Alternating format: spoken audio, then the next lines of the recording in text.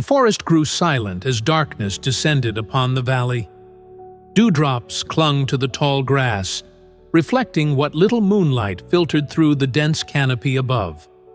In this remote corner of the wild plains lived Echo, a young stallion with a coat the color of midnight and a spirit as untamed as the wind itself. Echo had been born with extraordinary speed, his hooves barely touching the ground when he ran.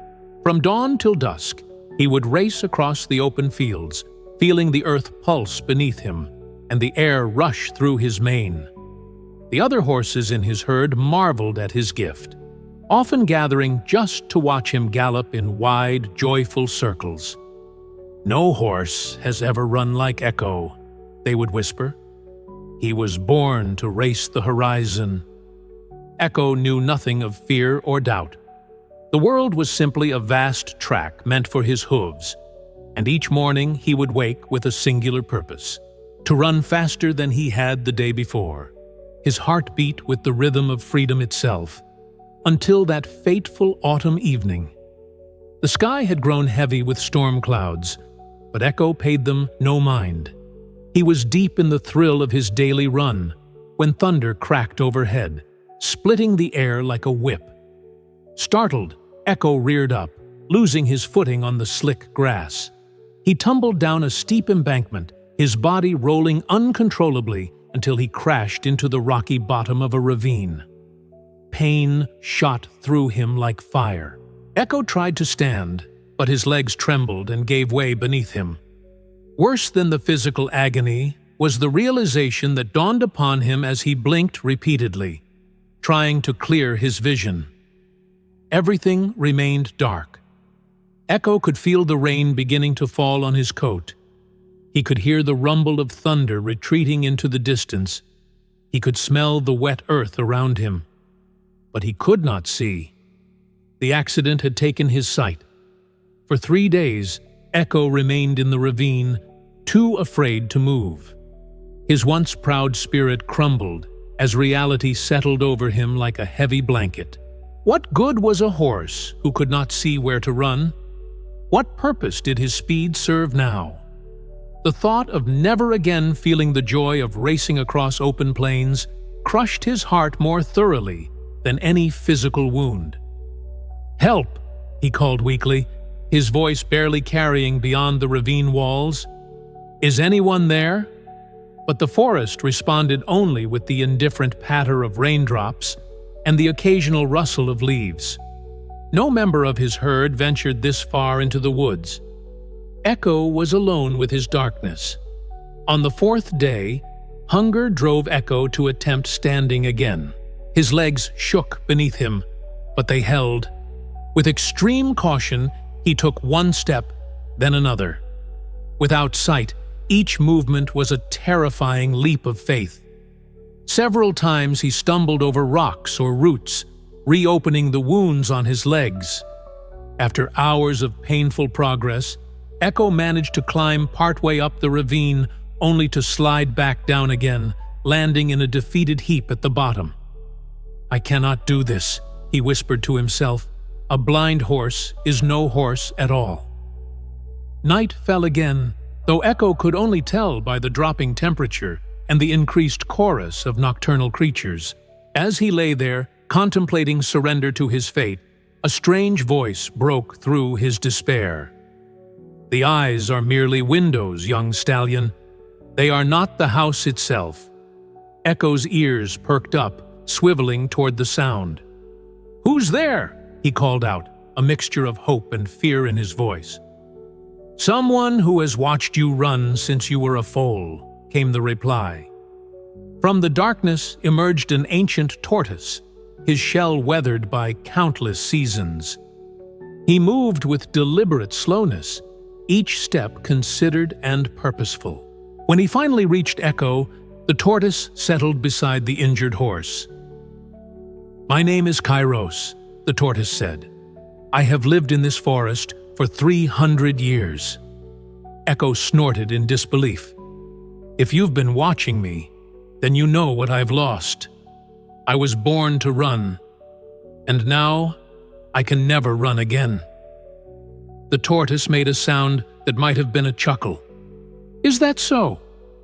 Tell me, when you ran before, what did you see?" Echo thought about the question. Everything. The trees, the sky, the path ahead. "And what did you feel?" Kairos pressed. "The wind in my mane, the earth beneath my hooves, my heart pounding with joy." "Ah," said Kairos, "and which of those things required your eyes?" Echo fell silent, considering. "The greatest runners," continued the tortoise, "do not run with their eyes, but with their hearts. They feel the path rather than see it." "But how can I run without seeing?" Echo asked, his voice breaking. "I'll crash into trees or fall off cliffs." "Perhaps," Kairos conceded, "or perhaps you will learn to listen to the world in ways you never needed to before. The earth speaks, Echo. It has messages in its textures. The air carries warnings and welcomes in its currents. You must learn to hear what your eyes once told you." The tortoise taught Echo a simple practice.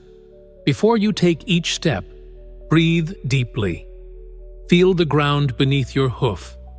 Listen to the sounds around you. They will map the world for you. The absence of echo means open space. The rustle of leaves marks the trees. The smell of water guides you to drink.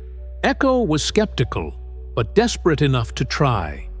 Under Kairos's patient guidance, he practiced standing perfectly still, focusing only on his breathing and the sensations that came to him. At first, the information overwhelmed him.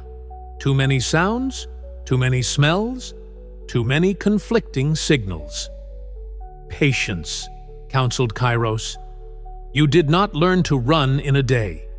You will not learn to see without eyes in a day either." For weeks, Echo practiced. He learned to distinguish the sound of hollow ground from solid earth. He discovered that air moved differently around obstacles, creating subtle pressure changes on his coat. His nostrils flared with new purpose, categorizing the complex tapestry of scents that marked different areas of the forest. Most importantly, he began to walk again. First in small circles, then in wider explorations, always returning to the spot where Kairos waited. Each day brought new falls and new bruises, but also new discoveries and small victories. "Your body remembers," Kairos would say whenever Echo mastered a new skill. "Trust it." One morning, after nearly a month of training, Echo felt something stir within him, a familiar restlessness, a calling he had almost forgotten, the desire to run. "I want to try," he told Kairos, "not just walking, running." The tortoise was silent for a long moment. "Running blind requires absolute trust," he finally said. "Not in your eyes, but in yourself and in the world around you. Are you ready for that?" Echo's heart pounded with a mixture of fear and excitement. "I don't know, but I need to try." Kairos led Echo to a small clearing he had carefully selected, one with soft ground and few obstacles. "Start slowly," he advised.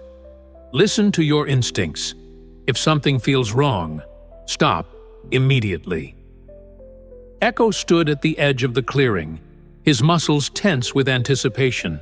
He closed his blind eyes, a symbolic gesture now, and focused on his breathing as Kairos had taught him. The world expanded in his awareness, birds calling overhead, insects humming in the grass, the subtle shift of air currents against his coat. He took one step forward, then another. Then he broke into a trot.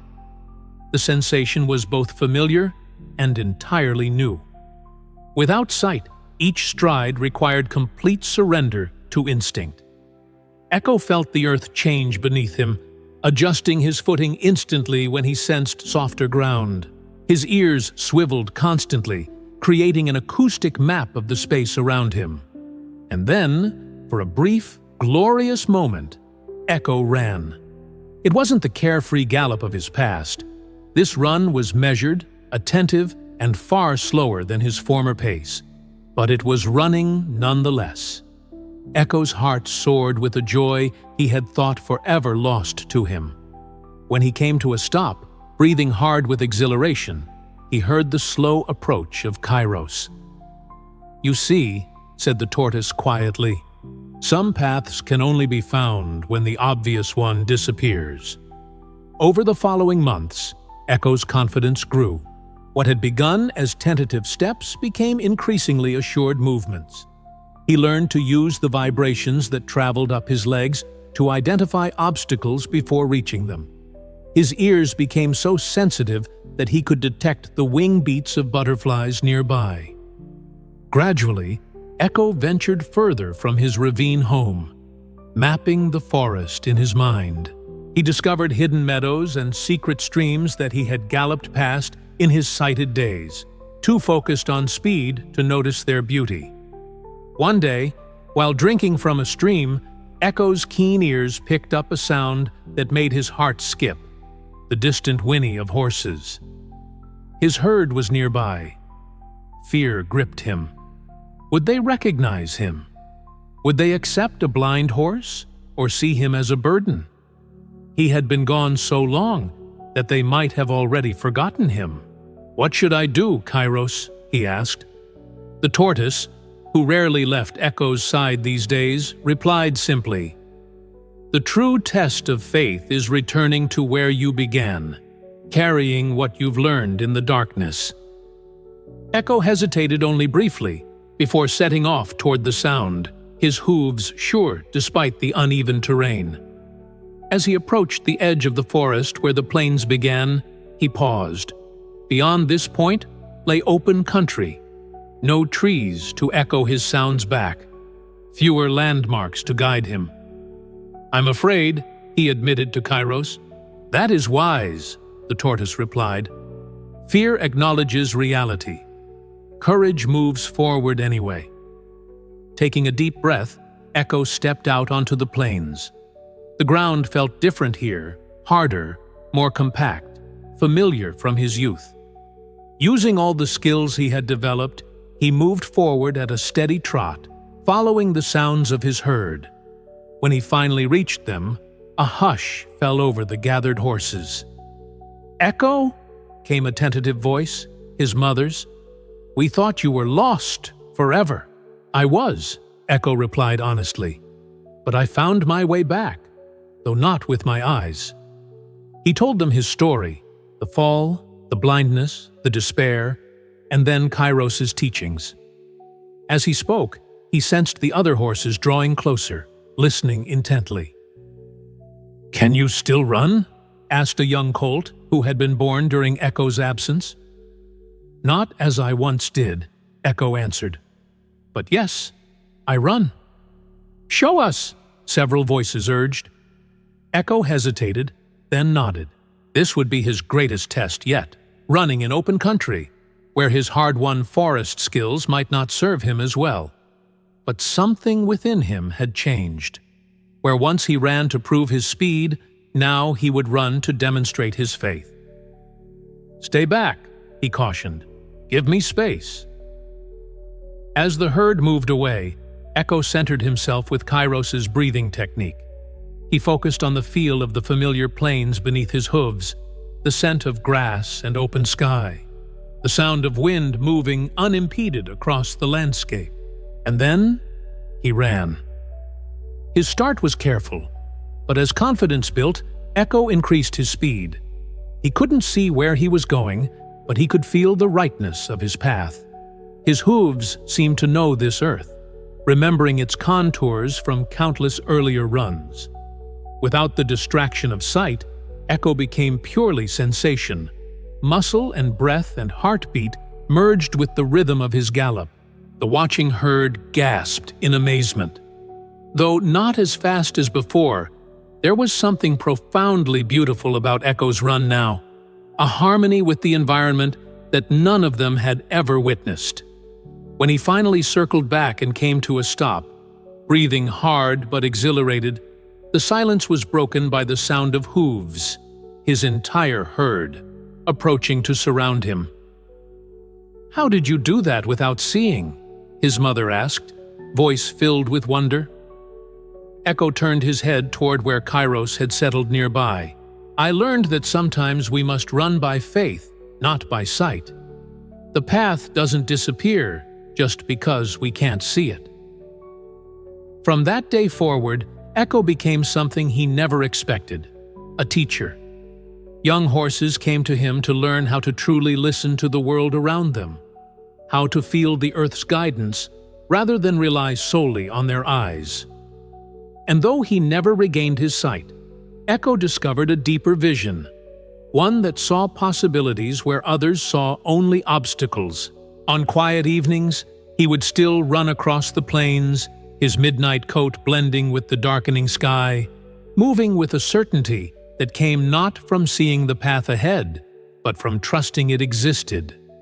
As Kairos once told him during their final lesson together, "Faith is not believing that everything will be as you wish.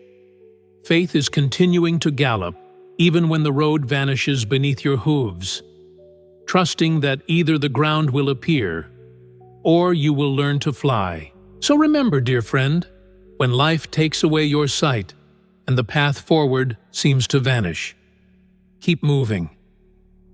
Your next step is an act of faith, and sometimes the most beautiful journeys begin precisely when we can no longer see the way.